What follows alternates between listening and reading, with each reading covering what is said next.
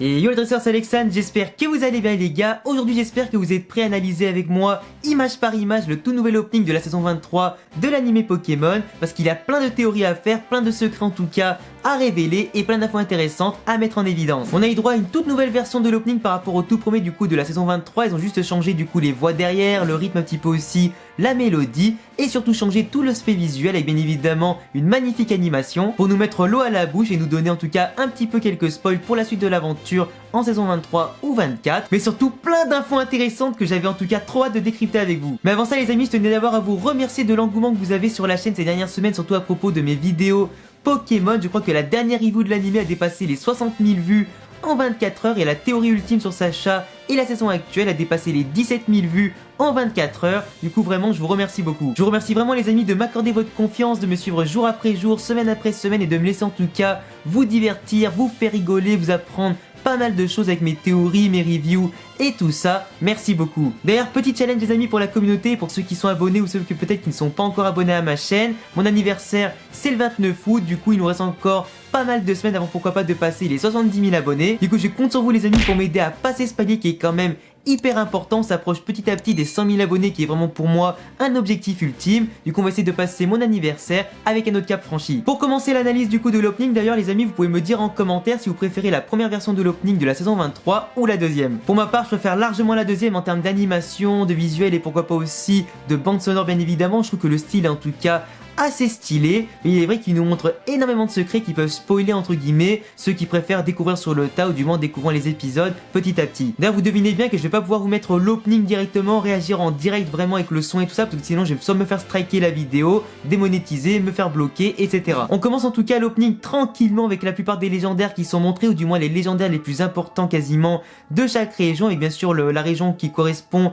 en fond d'écran, du moins en arrière-plan du coup des légendaires affichés. On voit des sortes de schémas colorés qui sont quand même assez sympas. Ça signifie simplement que Go et Sacha vont parcourir les différentes régions, qui vont rencontrer aussi les légendaires, les différents secrets de chaque région. Dans le cas de Sacha c'est simplement les revoir ou les découvrir s'il les a pas vus, mais pour Go c'est simplement de la découverte. Ça peut aussi peut-être symboliser que Go va capturer quelques légendaires, mais je vous laisse pas imaginer le bordel quand il va les ramener au parc Sakuragi. J'imagine trop en plus du style des légendaires comme je sais pas moi Sulfura, Articodin et Elector qui vont commencer à se poser dans un coin du parc et racketter tout le monde à l'heure du goûter juste pour grailler tranquille. On insiste bien en tout cas sur la partie de Galar et notamment Zacian et Zamazenta qui sont affichés en gros plan et un peu plus longtemps pour symboliser forcément le fait qu'ils vont y aller. D'ailleurs à la fin de l'opening on voit l'espèce de haut d'hôtel dans le jeu dans lequel on pouvait aller notamment déposer l'épée et la relique du bouclier pour appeler Zacian et Zamazenta, les capturer et les amener avec nous. Après on a une magnifique transition, t'as Go qui est entouré de Pokéball pour symboliser le fait qu'il va avoir beaucoup de Pokémon qui vont en capturer plein, comme son but en tout cas nous le fait penser pour qu'il puisse capturer Mew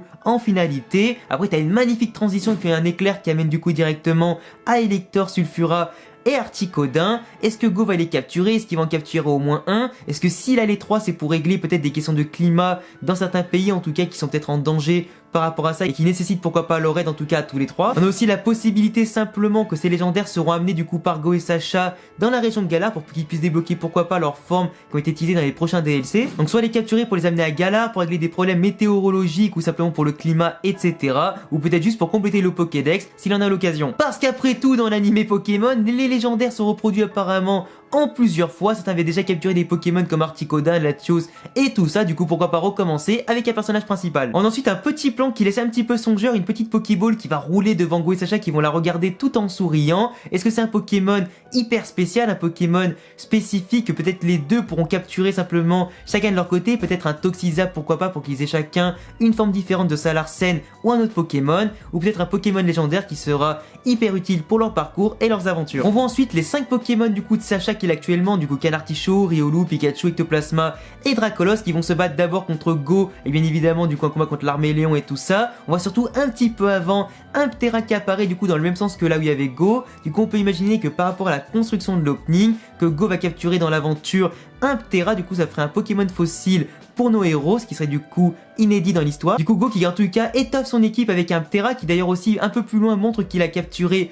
un Libégons. Du coup il va commencer à se constituer lui aussi une véritable équipe de mastodonte qui pourrait vraiment rivaliser avec Sacha en termes de puissance à la fin. Après c'est possible aussi qu'éventuellement Sacha affronte un Ptera puissant capturé, mais je pense que vraiment pour le coup il sera pour Go et pas pour Sacha. Après on a 2-3 petits plans un petit peu osef entre Riolu et Artichaut qui s'entraînent tous les deux, qui continuent de se battre pour symboliser que les deux aiment le combat, aiment prendre de l'expérience et surtout qu'ils vont tous les deux évoluer au fur et à mesure. Un plan sur la Team Rocket dont on s'en fout un petit peu, le fait aussi que Pikachu comme dans les précédents épisodes avait du coup Gigamaxé devant un Torgamore pour sauver un petit peu la situation devant le stade. On a aussi un plan sur Sacha et ses Pokémon, puis un autre sur Go et ses Pokémon. Par contre on voit clairement que la production a eu la flemme de faire un plan juste pour Koharu et Voltutu. Ça symbolise clairement pas pour moi le fait que Sacha va récupérer Voltutu à Koharu, parce que c'est quand même le starter de Koharu et pas celui de quelqu'un d'autre. En plus ça fera un doublon Pikachu Voltutu dans la même équipe, je vois pas l'intérêt. Après pour moi un plan qui est absolument magnifique, qui symbolise énormément de choses, qui montre aussi que certaines de mes théories étaient plus ou moins validées précédemment. Un gros plan sur Eternatus du coup qui sort du ciel avec le phénomène de la nuit noire. Go avec bien évidemment son Pyrobut, plutôt son Lapyro qui a évolué en Pyrobut comme prévu. Et de l'autre côté Pikachu, Sacha et surtout Riolu qui a évolué en Lucario, montrant d'ailleurs qu'au premier plan c'est vraiment Pyrobut et Lucario, les deux Pokémon essentiels de cette saison là. Après je vous vois déjà venir, il y en a beaucoup notamment sur ma vidéo de la théorie ultime qui disait que Lucario il aura pas de forme spéciale, tu t'es trompé parce qu'en même temps que j'ai sorti la vidéo en fait il y a eu aussi la sortie de l'opening, mais pour moi ça sera exactement peut-être le même cas qu'Amphinobi, c'est-à-dire un Pokémon du coup donc un Lucario dans sa forme tout à fait normale physiquement, mais qui pourrait débloquer un autre pouvoir comme le type forme de l'aura en lien avec Sacha ou pas du tout, parce que pour moi un Riolu qui est autant mis en avant par rapport à Pikachu, puis un Lucario qui sera encore plus mis en avant. Si c'est juste pour un Lucario normal, je trouvais ça bizarre. Alors qu'un Lucario qui a un pouvoir spécifique avec Sacha ou pas du tout, montrant surtout le pouvoir de l'aura, éventuellement une forme encore plus puissante, ça justifierait pourquoi ce Pokémon là serait mis en avant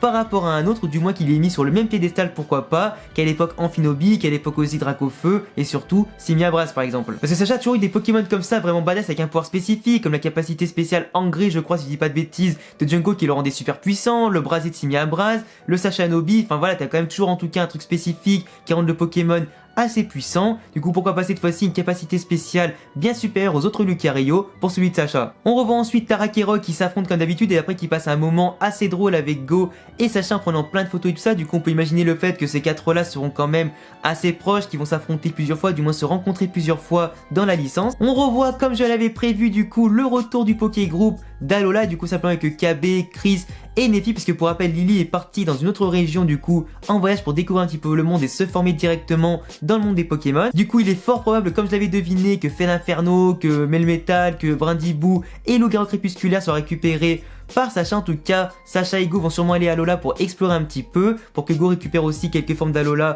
pour son Pokédex et qu'il revoie aussi les Pokémon de Sacha. Et qu'on découvre aussi pourquoi pas le petit enfant forcément de Forbe et le prof Pimprenel, du coup qui ont forcément eu un enfant après leur mariage, du coup à voir si l'enfant est déjà né ou pas. Après nous ce qui nous intéresse le plus, il est clair, c'est de revoir simplement Serena, le Poké Group de la 6G qui était quand même plus emblématique que ceux d'Alola globalement, et surtout on aimerait revoir aussi les personnages comme Max, comme Flora ou Aurore par exemple. On voit aussi un Celebi du coup qui va commencer à voyager un petit peu comme ça. Alors il me semble d'après certains synopsis d'épisodes que Go doit voyager dans le temps quand il était jeune du coup grâce à un Celebi. Du coup c'est possible que cet élément là nous montre simplement que Go va faire équipe avec Celebi pendant un certain temps pour revenir peut-être en arrière de sa jeunesse, pour voir quelques erreurs qu'il aurait pu faire un petit peu avant, ou simplement pour capturer un Celebi, se faire kiffer. En tout cas toutes les théories sont possibles. On voit aussi un petit peu après Sacha qui va affronter Feiza dans le cadre pourquoi pas des championnats du monde ou de la quête des badges. Là aussi par contre j'ai plusieurs hypothèses à mettre en évidence. Je vous avais dit dans ma théorie ultime que Sacha ferait notamment la quête des badges pour affronter les champions de Galar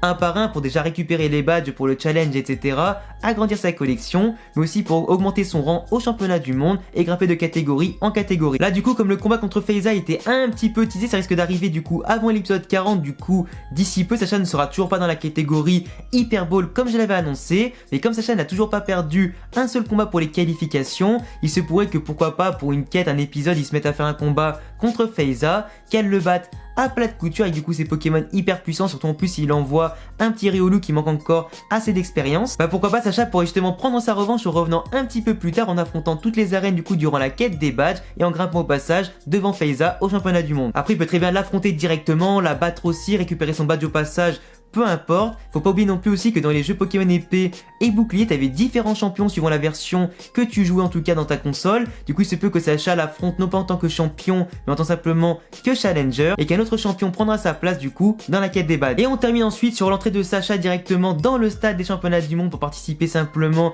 à différents combats officiels, et aussi le fait qu'on voit notamment Go qui a récupéré un Scarino qui a l'air assez puissant, tout comme celui de Sacha, pourquoi pas. Je pense qu'il a dû l'avoir notamment en l'échangeant contre Scarabru dans l'un des épisodes qui doit sortir cette semaine ou les semaines après. Mais en tout cas, on a eu un opening, les amis, plein de secrets entre les futurs voyages, les Pokémon légendaires, les retours dans le passé, les futurs champions que Sacha va affronter, les combats officiels, Pokémon capturés, etc. et les évolutions, avec bien sûr quelques éléments de scénario hyper épiques et intéressants qui ont fait monter la hype en moi, les amis, directement pour proposer encore plus de reviews qualitatives, hyper drôles pour vous faire kiffer pour la suite. En tout cas les amis, je vous laisserai me donner tous vos avis sur mon analyse et bien sûr sur ma vidéo dans les commentaires. Je vous laisse également me donner toutes vos théories et vos avis sur ce nouvel opening là. Je vous laisserai quand même le lien en commentaire pour le visionner encore une fois en dehors de ma vidéo. Je vous laisse vous abonner les amis, cocher la cloche et me laisser de gros pouces bleus pour m'aider à atteindre tous mes objectifs. Pourquoi pas les 70 000 abonnés avant fin août, m'aider forcément aussi à référencer un maximum la vidéo et m'aider à aller encore plus loin. Tu peux me rejoindre sur Insta et Twitter à tous les liens qui s'affichent ici ou dans la description. A bientôt les gars pour prochaine vidéo, ciao. Ensemble pour toujours et même un peu plus, amis jusqu'à la fin des temps. Aujourd'hui et demain, c'est une certitude.